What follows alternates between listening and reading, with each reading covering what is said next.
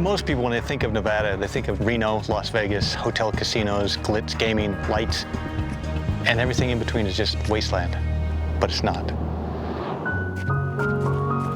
If they'd taken the time to actually get into Nevada, to walk up into the mountains, to even walk out and explore that desert, and to look under their feet, they would discover an incredible world, a natural world that has been traditionally overlooked. My name is Kirk Peterson. I'm the inventory coordinator for the Friends of Nevada Wilderness. Right here, of course, we're in the Volcanic Hills unit, and then what we see is that Emigrant Peak area, that beautiful, beautiful multicolored volcanic hills, and then in the distance is Lone Mountain. Yeah. So what we've got is wilderness, wilderness, wilderness, totally accessible by all these really well-developed roads around it. Friends of Nevada Wilderness was established in 1984 to promote the idea of the wild and natural side of Nevada, the other side of Nevada that most people don't take the time to look or explore. Since the mission of Friends of Nevada Wilderness involves wilderness advocacy, that mission includes working very closely with the BLM to provide information about lands with wilderness characteristics and to make sure lands with wilderness characteristics are being protected. How did they make this? My name's Julian Pellegrini. I'm a science teacher and a fifth-generation Nevadan. Friends of Nevada Wilderness hired me to look at recording species lists in proposed wilderness areas. We're looking at central Nevada to designate certain wilderness areas because they have rich desert biodiversity and encompass very fragile desert ecosystems.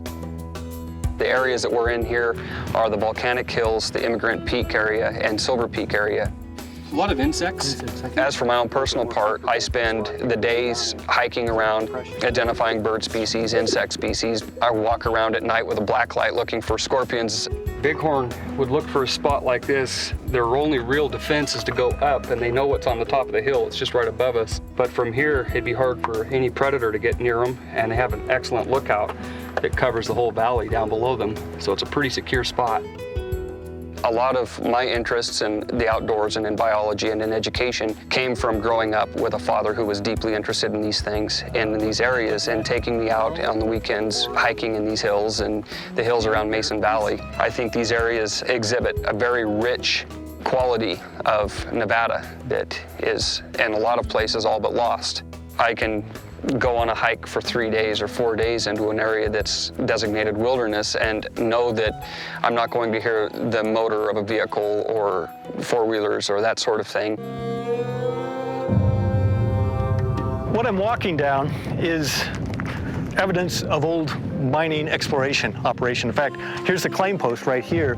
What we have is bulldozers came down, or a bulldozer came down and took the top surface off just to see what was underneath, to see if there was some mineral potential that was economically feasible. This happened before we had mining reclamation laws for the federal lands, so no one ever reclaimed it. But as you can see, it's actually starting to reclaim itself. There's about 30 years of growth, and most of this is native vegetation. Because of this idea that there's always something to be found out there, many people will resist the idea of setting aside some of the land that's left that still has natural integrity. The economy has always been based on mining, and it's an economy that cycles from boom to bust. We have to find something that's sustainable. There's another wealth in Nevada, and it is the wealth of the natural integrity, the wealth of open spaces, the wealth of wilderness, the wealth of solitude. And this is a wealth that you can actually access, utilize, and make a living from. Morning, Donna. Good afternoon, John. How's it? My name is John McCormick. I'm the general manager of the Mizpah Hotel in Tonopah, Nevada. People coming up and down the highway here would find this a great stop-off point for them, certainly coming to the Mizpah with all of its grandeur and glory. Between Las Vegas and Reno, we sit right in the middle, and there's just some tremendous things for people to see along the way. This is very typical of the way most people experience Nevada, is from these roads. I tell you, if you go 2 miles that direction, that won't get you even halfway to the base of those mountains.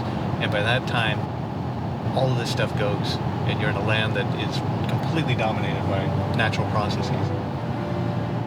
Growing up, people always would talk about a place in Nevada where a person could feel that they were the first person there in the last maybe 150 years, and that's what wilderness offers.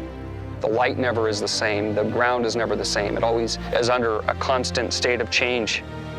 I have never not been surprised at the diversity of plants, at the beauty, at the incredible landscapes, at the geology of each and every one of these areas we walk into. And we are only looking at a small fraction of what's in the state. There's so much more out there that needs to be looked at and explored and understood and documented. Those are the reasons that I'm out here, is to maybe leave some legacy for future generations, to try to designate wilderness and do my part for preservation of Great Basin wild places. They need to be preserved so that my kids and their kids would be able to come into these areas and be able to see the same things that my father showed me. And our goal is to get those identified, protected, and promoted for the values that they have.